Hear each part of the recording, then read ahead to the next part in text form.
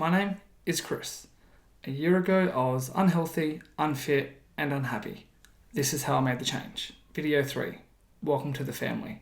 Adjusting to a vegan diet. Hey guys, welcome to my third video on the 3 biggest changes I had to make to become a healthier, happier person. This one is about diet and how I managed to adjust to a vegan diet. The methods I took and the systems I worked out that led to me sticking to a diet plan and ultimately going from 100 kilo to 70 kilo in just under a year, while also being the healthiest I've ever been. Now you're going to notice this is shot in a different room this time because I figured, you know what, I didn't dox where I lived enough in the previous videos, so you're welcome, cat.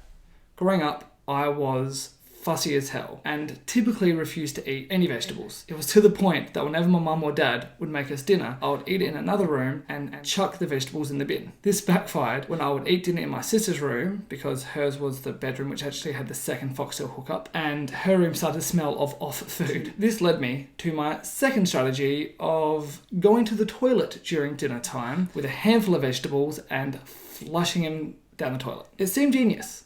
Until Dad caught me. He didn't seem to believe my story of I was going to continue eating my dinner as I went to the bathroom. I mean, I thought my story checked out, but then again, he was literally a detective, so he may have had the advantage there. Long story short, I was pretty garbage at eating anything that wasn't garbage. So, from the moment I became responsible for my own meals, I was very, very bad at it. No fruit, no veggies, a shitload of takeaway or worse, lasagnas. And basically would only actually have fruit or vegetables when someone else prepared the meal for me, or when the meal that I purchased happened to have it in it and they were too hard to avoid. This, combined with a really troubling drinking habit and a severe lack of motivation or care, led to me becoming someone who felt shit about how I looked and felt health-wise, but had no real idea or care on what to do or how to fix it. My partner Kat has been vegan for some time, so I typically started to eat healthier whenever I was with her. It was either cook 2 meals over twice as long, making twice as much mess, twice as many dishes, or eat more fruit and veg. I thankfully chose the latter. After a few years, I actually grew to like basically every single vegetable I would bin or flush as a kid, except corn and sprouts. They can fuck right off. Even though I was eating more healthy food, I was still eating a lot of takeaway or fast food, and I was always eating in massive portions, to the point that I was well and truly full, but I would keep going because I enjoyed it. But then came the day that I decided to make the change and lose some weight. The walks began, and once I did the walk for the first few days, I realized for any of this to work, I also had to try and eat healthier all the time. At this time, I actually had no intention of taking on a vegan diet, but I knew I had to cut out a lot of the shit I was constantly eating. In fact, I was still eating meat, granted more and more sporadically, for the first 4 months of this. Basically, before any of this, I was eating meat 3 meals a day, every day. When I started living with Kat and we were doing the same dinners, it became 2 meals a day. It wasn't necessarily the meat that was unhealthy, but the dish overall that, had the meat in it. Once it started, I wanted to make this change, and I knew the easiest way to make this change was by doing it with small, progressive changes. First off, I replaced the ham and cheese croissant in the morning for simply Vegemite on toast. Sounds boring. I personally loved it. I know it's not the healthiest, but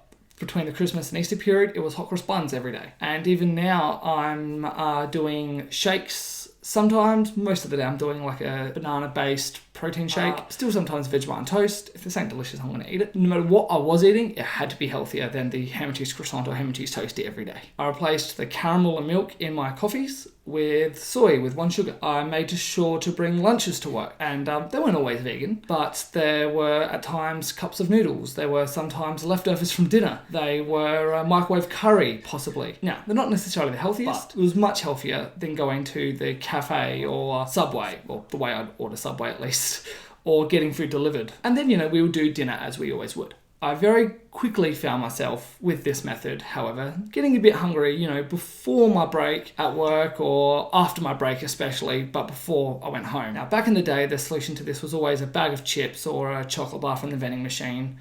And again, do that every single day and you basically undo the whole work you've done so far. But what I've now done to replace that is a small container of nuts in the morning for the morning hunger, and sliced apples late in the afternoon. These bad boys. Pro tip, I always go with a Fuji apple, slice it up first thing in the morning, put it in a small container, chuck it in the fridge, go to work, put it in the fridge at work, and then when I finally do have it towards the end of the day, mate, so juicy, so refreshing. I generally look forward to it every day. At work, I tell everyone, can't wait for the apple time. So I eventually found myself going from the guy that would do 3 or sometimes 2 massive heavy meals a day to 5 small to medium meals a day instead. Combining this with my walking and skipping, I found my metabolism sped right up and I started losing weight and feeling great. With this, I found myself able to do a few cheat days or really shit for your meals without ever actually worrying about falling into old habits. And now I never feel like I have to worry about what it is that I'm eating. Because, if I have a day where I do a burger for lunch and then a pizza that night, yeah, that's obviously awful. But I also know right after that, I'm going to go back to my 5 meals the next day that are all relatively light and small with my exercise, and whatever I did to myself that was bad from those meals is going to be undone really quickly. And the best thing about that was I'd look forward to those meals now again without ever having to feel bad about it. So yeah, I'll suck myself to the 5 meals. So typically it would be either toast or a protein shake for breakfast, nuts about I'd say 10:30 at work, lunch being either again leftovers or just a small microwave sort of noodles or curry around the midday 1 o'clock-ish time, apple at about 4:30, and then whatever we did for dinner that night. After a few months of sticking to this, I realized I basically completely had cut out meat, dairy, egg and honey, etc. altogether, all without really realizing it. Although I admit I loved a lot of those foods, I don't really miss it anymore because I'm still eating foods that I genuinely enjoy, all while feeling good about it. It's been a year since I've started this, a year since I intentionally had milk in any form, a year since I've had egg, and about 10 months now since I've had meat. And I honestly can't really imagine going back. I know this feels like a bit of a rush explanation of how I've done it, as I haven't really gone actually into what it is that I'm eating, but hopefully the Q&A section of this should hopefully cover that. Alrighty, let's cover the questions. Now, I actually don't need these glasses to read, but you know what? Let's just go with the illusion that makes me look more intelligent or learned. Please humour me. Question 1. What do you even eat? This is probably the most common question I get that isn't a troll-related question, at least. And the answer is pretty broad. I nowadays never feel like I miss out on food. A few years ago, absolutely, it would have been very, very hard to take on this diet. Kat did it about 4 or 5 years ago now. And yeah, she openly admitted at the very, very beginning, it was very hard to find good alternative products. Whenever you'd go out, you have to make this massive sacrifice. Yeah, it was always a challenge, but for me, I've not really had that issue. When I first started it, I always made that condition of, if I'm going to do this, I never wanted to miss out on food or feel like I had to order something that I actually would never have ordered otherwise. I reckon at the very beginning, I went against the idea of the vegan diet probably once when I went out somewhere. But most places I go out to now, the vegan option vegan options, should I say, are really good. I mean, the biggest thing to keep in mind is most dishes you can make can be made vegan. With the meats, the biggest part of that to replace is Coles and Woolworths sell a huge range of alternative meat products. I mean, tofu is obviously the most famous and most obvious. A well-sourced, flavoured, marinated tofu that's cooked well is... I loved it before I was doing a vegan diet. Just eating that day to day was always something I enjoyed. But then there are brands like Fry's, if you want to go for like the sausages and the meat patties. There are brands like Gardein, if you like the idea of your battered fish alternatives, or meatballs or chicken wings sort of replacements. Then there are even Coles and Woolworths have their own home brands called Macros and Nature's Garden that are really good and good variety. Once you've replaced the meat side of it, any dairy related products you replace with a soy milk or an almond milk, you can honestly, when used in cooking, you barely tell the difference. Honey, golden syrup. Eggs are probably the hardest thing to replace. Luckily for me, I was never a big egg person. If you're using it in baking, there's a product called No Egg. It's powder based. Again, if egg is used as a binder, this will replace that, so you don't need to worry about any flavor. If you like an actual egg dish, tofu scramble is one of the closest replacements to scrambled eggs you can get. I will admit, eggs are probably the hardest thing to deal with. For me, it was never an issue. Question 2, where do you get your protein? This is more of a troll question, but at the same time, people do genuinely ask this. They think vegan diets are very low in protein. I reckon I'm probably eating more protein than ever before. Greens are filled with them, so if you'd like doing stir fries, veggie bakes, stuff like that, the more greens you put in, the better. Then there's nuts, of course. Nuts are a great source of protein. And probably my biggest form of protein I get are protein balls. So the Tom and Luke's, whoops, gotta get the camera right there. the Tom and Luke's products. Get them for about $5 at Woolies. Again, I do one of those flavors each every day. Great source of protein. Protein's surprisingly easy. Yeah, honestly, I have never really struggled with the protein side of things. Hope that helps. Question 3. Don't you miss meat? But bacon though. This is, the first part of that question is probably a more genuine question. The second half is more of a troll response that people say when normally they've brought up that you're vegan and then you explain why and how you do it. The missing meat part, honestly, the short answer is no. I'll admit that there are still some, normally the smells or the idea of some flavours that, when you walk past the right section at Woolworths or when I'm going for a walk and someone's got a barbecue or a roast cooking, I'm like, oh yeah, that's really good. And I will enjoy that smell. But at the same time, it's like the food I'm eating now has either completely replaced it to me, so I know I can more or less eat something that's going to give me that same sensation. Because when I first started doing this, I'll admit, yeah, I did actually miss a lot of that some of the times. But I guess now that's just been as long as it has been, and I feel like, at least me, I've had enough results directly due to me not having those sort of foods. Honestly, I don't miss it. As for the but bacon though, this is an even more obvious answer of, so what? Question 4. Do you get tired of salads? This is actually a bit of a funny one for me because this was probably the biggest complaint Kat actually had when she very, very first went vegan, when she'd go out and the only option for her was a salad. I've never had to have a salad once ever during this whole thing. There's never been a stage where I've been stuck with a salad. So no, I don't get tired of salads. I don't eat salads. And when I do, it's a meal that we've organised and planned to have that I'm looking forward to having. Question 5. How did your family react? This is probably the funniest one for me because my brother owns a ranch, farm, whatever you want to call it. My dad has been, a guy that loves a good roast, a good barbecue. He's always hosting those sort of events all the time. Friends and family come over for barbecues and roasts. That's a weekly occurrence. My sister worked in the deli section at Foodland for a long part of her life, and her partner is basically a family butcher. Doesn't butcher families, but his whole family is a generation of butchers. So you'd think for me not eating meat would make me public enemy number 1, but honestly, they've been great. They've always been able to cater.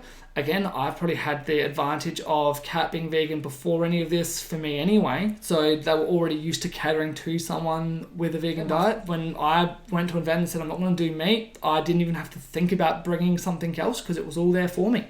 They already catered well and it's never a subject of ridicule. It's great. They're wonderful. Question 6. So, you just eat grass? Well, obviously. When I mow the lawns, I remove the catcher, put a bowl underneath, and there's my lunch. Question 7. Are you concerned with the vegan stereotypes? Not really. A very big part of this whole journey with my weight loss and mental health has been not really caring about people that are detractors just for the sake of it. So, I've never really had that. If I'm going to be concerned with the vegan stereotype, am I also going to be concerned with the pasty white kid stereotype, the metal kid with tattoo stereotype? Like, there are so many stereotypes that I could fall under that I could feel against, so why would I let this particular one bother me? In fact, my favourite stereotype, of course, is the joke of how do you know if someone's vegan? Don't worry, they'll tell you, to the point that one of my old workmates, Doc, had a running gag of every time I would mention veganism, he'd tally it up. Of course, this would always ignore the fact that most times I was mentioning it was because someone asked me about it. And yeah, finally, with how proud I am of what I've done, why would I want to hide from that? So yeah, no, not concerned. Question 8. Would you have chosen a vegan diet if it wasn't for Kat? This is a bit of a fun question because you can read it as 2 ways. Did she make me do it? No, absolutely not. It's never been something that she wanted to do or she's forced upon me. This is something that I've wanted to do myself. Now, could I have done it without her? Probably not, mainly because she's had so much experience for it and her reasoning for doing it is so much different to mine that I was able to get the leg up on the things that I may have initially struggled with. I was able to figure out how to overcome those things before I ever came across it, because she did it all years ago. The other questions I actually got during the last couple of weeks actually lend themselves quite well to my next video. So I'm going to go a bit more in depth on that video about that. So yeah, I hope that answers a lot of your questions. If you do have any more, again, always feel free to ask. I love talking about this, not just the diet side of things, but all of this really. I love it. I'm always happy to answer the questions. Always happy to have an open discussion about it. Thanks guys. I hope that this does shed some light on both a vegan diet as well as sticking to a diet plan in order to lose weight and be healthier in general. My next video is going to be a little bit heavier as I discuss my mental health and the battles I had and the issues. And really, I might go into in depth with just how bad I actually was and the methods I took to feel better as a person. Thanks guys. I hope you enjoyed this video. Again, a little bit different than the last couple, which I'm always trying to mix them up a little bit. But yeah, thanks guys, and I'll see you in a couple of weeks.